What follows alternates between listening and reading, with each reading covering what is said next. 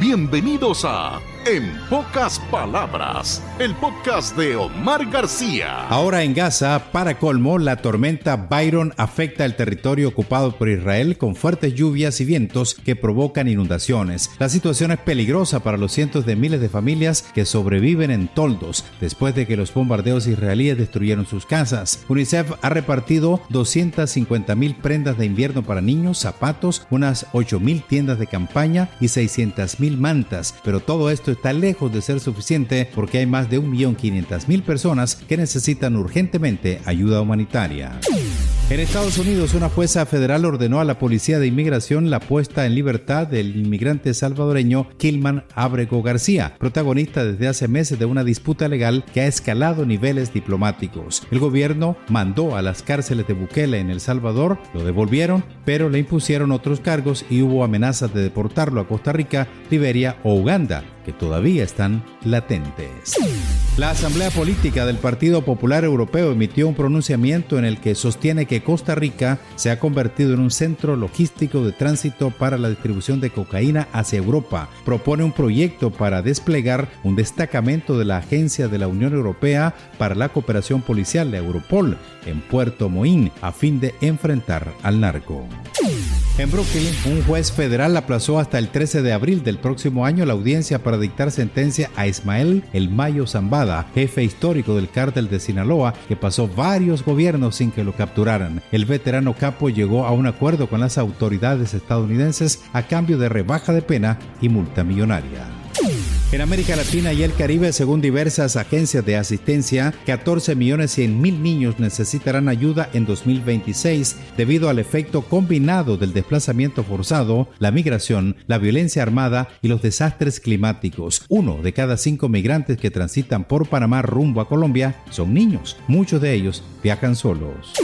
Solo en Haití, más de la mitad de los desplazados internos son niños, con un estimado de 748,000 registrados en los primeros 9 meses de 2025. En Colombia se documentaron más de 450 casos de reclutamiento de niños por parte de grupos armados. UNICEF solicita de los donantes $581,300,000. En Estados Unidos, Marco Rubio ordenó volver a la tipografía oficial Times New Roman del Departamento de Estado. Rubio afirmó que el tipo de letra Calibri ordenada por el gobierno de Joe Biden en 2023 es un ejemplo de políticas ineficientes en favor de la diversidad. Biden optó por la tipografía Calibri, considerada más clara que Times New Roman, para personas con dislexia o discapacidad visual por sus letras de ángulos más redondeados, sin trazos decorativos en los extremos y mayor espacio entre caracteres. En China, el Ministerio de Comercio llamó al gobierno de México a corregir sus prácticas incorrectas de unilateralismo y proteccionismo lo antes posible. Destacó que China siempre se ha opuesto a los aumentos unilaterales de aranceles en todas sus formas. Aunque no lo admite la presidenta mexicana Claudia Sheinbaum, el Congreso autorizó la imposición de aranceles de hasta el 50% a importaciones chinas, una medida que alinea a México con Estados Unidos. En España, una más de los escándalos de corrupción en el partido de gobierno. Lady Díez, militante del Partido Socialista Obrero Español y funcionaria pública de Correos, es conocida como la fontanera del socialismo por grabaciones en las que ofrecía sobornos en nombre del partido a fiscales y policías que estaban investigando al gobierno en distintas causas. Está acusada de cohecho, fraude, falsedad documental, malversación, tráfico de influencias y prevaricación. También capturaron a 2 exfuncionarios del gobierno de Pedro Sánchez.